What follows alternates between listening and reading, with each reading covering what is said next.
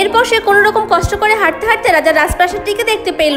এরপর সে রাজপ্রাসাদের ভিতরে ঢুকে রাজাকে বলতে লাগলো, মহারাজ, আমি আপনার মেয়েকে বিয়ে করতে চাই। যা শুনে রাজা তখন বলল, বিয়ে তো হবে, কিন্তু তার আগে তোমাকে 3টে লুকোচুরি খেলতে হবে। এর মধ্যে যদি রাজকন্যা তোমাকে খুঁজে পায় তাহলে তোমার মাথা কেটে ফেলা হবে। তখন ছেলেটি কোনো ভয় না পেয়ে রাজার শর্তে রাজি হয়ে গেল। পরের দিন সকালে রাজা ছেলেটিকে ঘুম থেকে উঠিয়ে বলল, আরে কুম্ভকর্ণের ছেলে, তাড়াতাড়ি উঠো এবং কোথাও লুকিয়ে যাও। রাজকন্যা এখনই ঘুম থেকে উঠে পড়বে। যা শুনে ছেলেটি অনেক ভয় পেয়ে গেল, কারণ সে কোথাও লুকোনোর জায়গা খুঁজে পেল না। এরপর সে জানালা খুলে দিল। তখনই সেই পায়রা দুটো উড়ে এলো আর ছেলেটিকে নিয়ে সূর্যের পিছনে লুকিয়ে ফেললো। এরপর রাজকন্যা ঘুম থেকে উঠে বাগানে এলো। এরপর সে একটি গোলাপকে উঠিয়ে ফেললো আর গোলাপটিকে উঠিয়ে ফেলার সঙ্গে সঙ্গে ছেলেটিকে সূর্যের পিছনে লুকিয়ে থাকতে দেখলো, যার কারণে ছেলেটি সূর্যের পিছন থেকে বের হয়ে আসলো। পরের দিন আবার শিয়াল এলো আর তাকে তার পিঠে চড়িয়ে পৃথিবীর একদম শেষ প্রান্তে নিয়ে লুকিয়ে রাখলো। তখন রাজকুমারী আবারও বাগানে এসে জেনে একটি ফুল তুলে নিল। তখন আবারও তাকে দেখতে পেল।